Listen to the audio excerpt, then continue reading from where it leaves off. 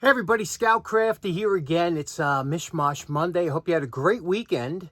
We've been having a big wet front moving through the Northeast and much of the country here over the past couple days. And because of that, of course, the flowers, the grass, everything is going to really come out in the next couple days. And this is rainwater really makes everything pop. It's just a great time of year here for the plants.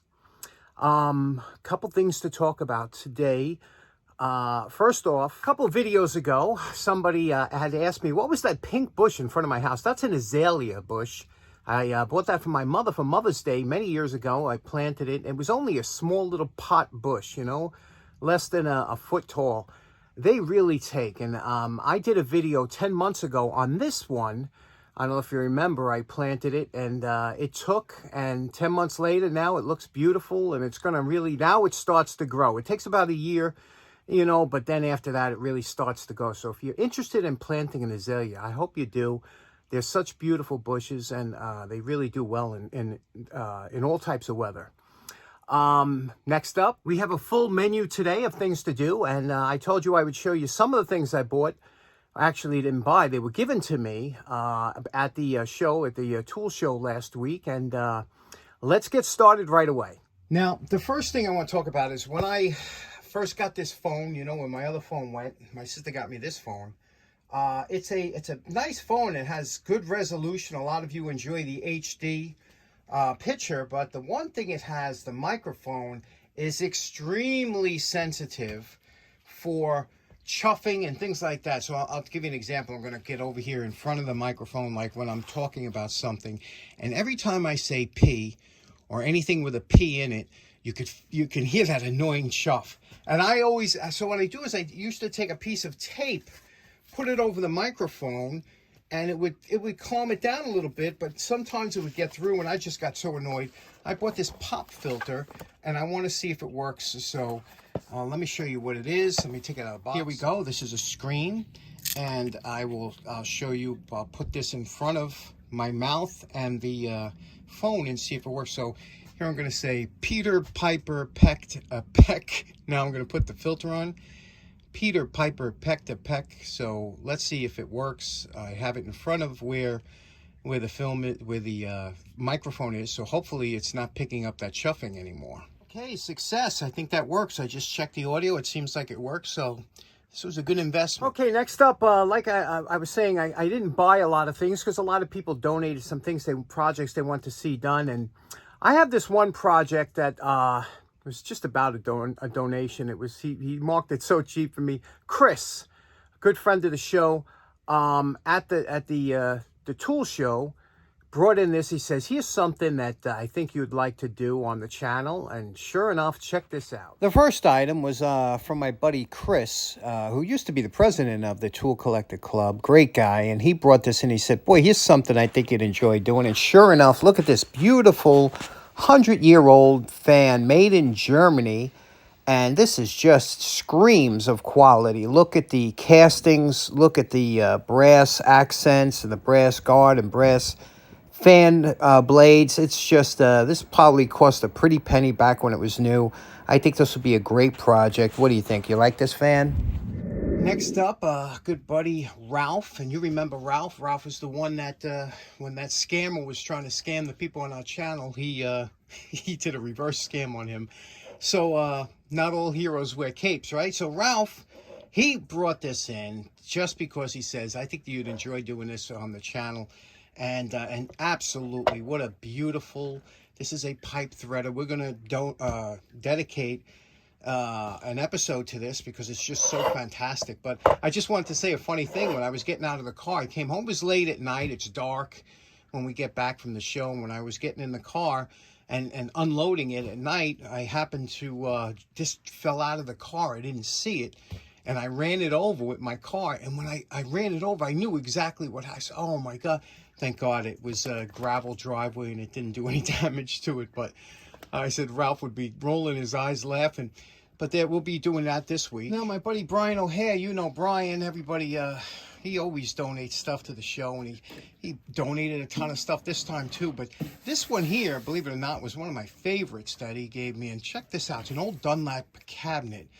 Isn't this beautiful? Look at that. Look at that sign on there. And let me show you just, this was somebody's cabinet in their shop, I'm sure.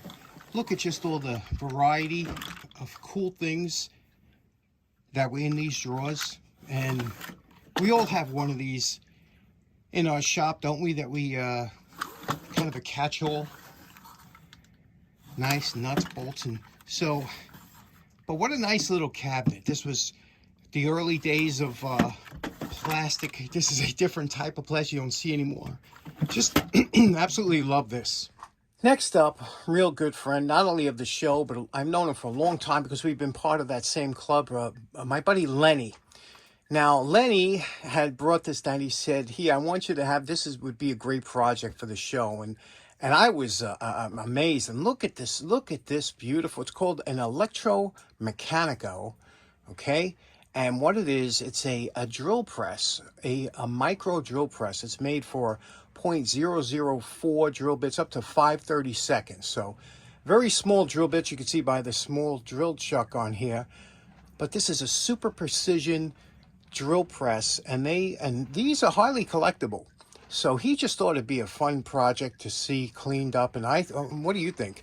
It's all cast iron, and the reason these were so precision, because you got to remember those very small bits that these use would tend to break. So this has not only variable speed and a higher speed, but its rigidity stops the bit from wandering, and I'll show you what I mean by that.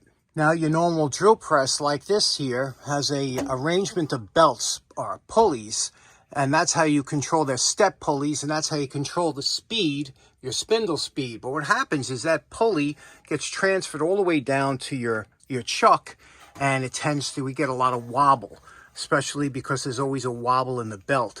So that's why these are always going to give you some sort of run out. Now, the electromechanicals drill press, you can see here it's one motor, and it's one straight shaft straight down. So there's no pulleys, there's nothing to offset it to make it wobble. And you can see here it only has a short travel. Again, there's bearings in here. It's a very precision made instrument. Let's plug it in and see how it works. Okay, it's plugged in. Let's hit the switch and see how it works.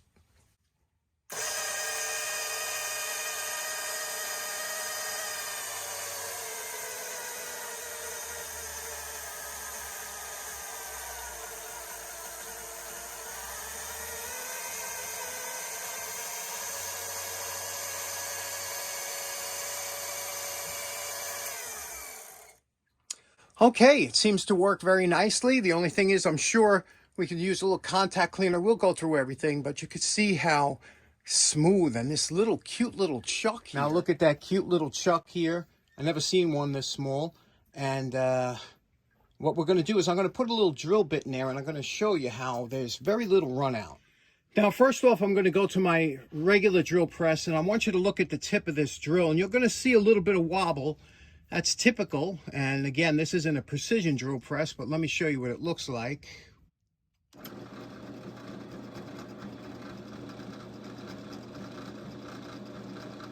Now, this is that same exact drill bit mounted in the electromechanico, and let me show you how that looks.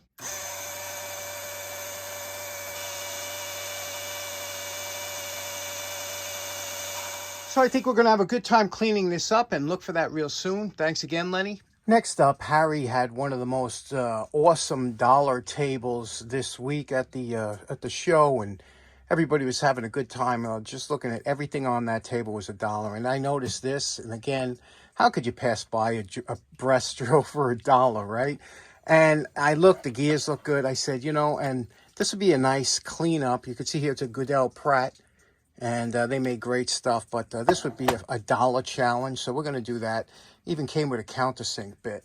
Okay, every so often I like to do a challenge tool. Challenge to myself, challenge for everybody that enjoys seeing these tools come back from the dead. This here I got from Greg, our buddy Greg, and it was a gift. He said it was a challenge tool to the channel to see if we can get this. Look at this. This is probably one of the worst vice grips that I've seen, but it is an original vice grip. Look, I'm going to show you how bad this is. This is a razor blade.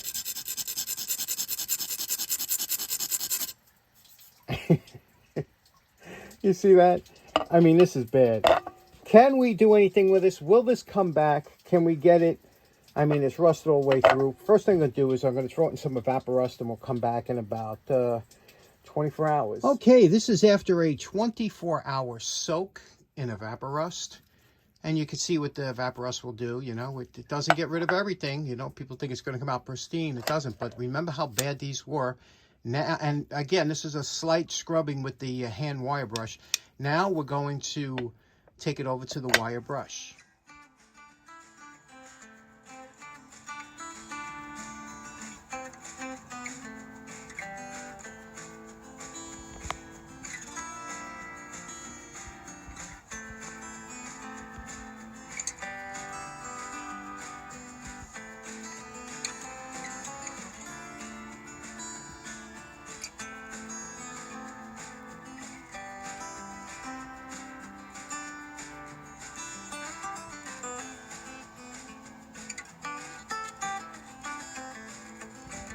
Now, you know my favorite part. Remember what these old vice grips look like before we started.